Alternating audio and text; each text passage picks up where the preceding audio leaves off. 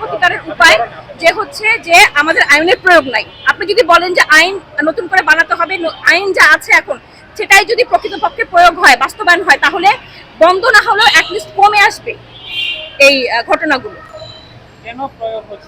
প্রয়োগ হচ্ছে না, এটা সরকারের গাফিলতি, এটা ডেফিনেটলি সরকারের গাফিলতি বলতে হবে। তারা এই বিষয়গুলিকে নিয়ে মানে সোচ্চারই না, এই বিষয়গুলির প্রতি তারা সচেতনই না। এবং একটা পক্ষ তো আছেই যে মানে আপনারা নিশ্চয়ই খেয়াল করেছেন যে 5ই আগস্টের পর থেকে একটা পক্ষ, একটা রাজনৈতিক পক্ষ আছে যারা আমাদের এই নারী অংশটাকে, দেশের একটা অংশকে দমিয়ে রাখার জন্য, তাদেরকে ঘরের বাইরে না বের করার জন্য তারা উঠে পড়ে লেগেছে। এখন সরকার যদি তাদের সাথে তাল মিলিয়ে হচ্ছে আগায়, তাহলে ভাই দেশের সংস্কার কোনোদিনও হবে না। আমরা যে প্রতিশ্রুতি নিয়ে মানে গত জুলাইয়ে যে আবার নতুন করে দেশ স্বাধীন করলাম, আমরা বলছি নতুন করে দেশ স্বাধীন হয়েছে, তাই না? আমরা বলছি যে দেশ স্বাধীনের মূল বিষয় হচ্ছে আমাদের বাক স্বাধীনতাকে কি বলে নিশ্চিত করা, আমাদের চলাচলকে নিশ্চিত করা। কিন্তু কি দেখছি যে একটা দেশ স্বাধীনের পরে একটা অংশের বাক স্বাধীনতা বন্ধ করে দাও, একটা অংশের হচ্ছে চলাচল বন্ধ করে দাও।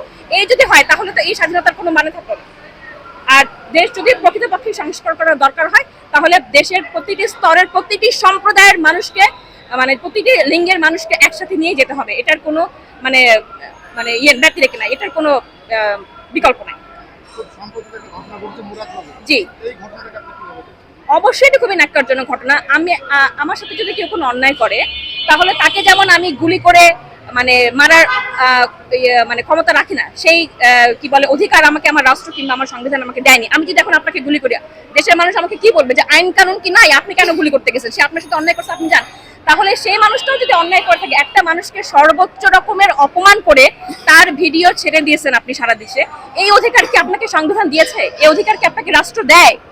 আমাকে এইটা বলেন, এটা কি আসলেই মানে এটা গ্রহণযোগ্য কিনা? এটা কোনোভাবেই গ্রহণযোগ্য হতে পারে না। এটা ক্ষমার অযোগ্য অপরাধ, এটা আপনি কখনোই করতে পারেন না। শুধু ওই ভিডিও কেন, আপনি কারো পার্সোনাল কোনো কিছু, কোনো ছবি, আমি আমার ভাইয়ের সাথে, আমার ফ্রেন্ডের সাথে, আমার কলিগের সাথে যদি আমি একটা ছবি তুলি, তার কনসেন্ট না নিয়ে আমি কখনোই ফেসবুকে আমার তার সাথে ছবিটা দিব না। আগে তার অনুমতি নিব যে ভাই আপনার সাথে আমি একটা ছবি তুলেছিলাম, সেটাকে আমি ফেসবুকে দিতে পারি। সে যদি বলে আপা দেন আমি দিব, এটা হচ্ছে আমাদের সাইবার আইনে যেটা বলে আর কি। হ্যাঁ, তো সেইখানে এই ধরনের সর্বোচ্চ একটা অপমান যেখানে বিবস্ত্র করছেন আপনি, সেখানে সেই ভিডিও ছেড়ে দিয়েছে, এই অধিকার কি আপনাকে দিয়েছে?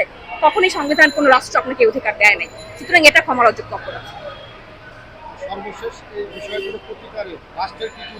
রাষ্ট্রের আরো বেশি মানে মনিটরিং এ যেতে হবে, আরো বেশি কোথায় কোথায় গ্যাপ হচ্ছে, কেন মুরাদনগরের ঘটনার একদিন পার হয়ে যাওয়ার পর তাকে অ্যারেস্ট করা হলো? মুরাদনগরে কি পুলিশ ছিল না?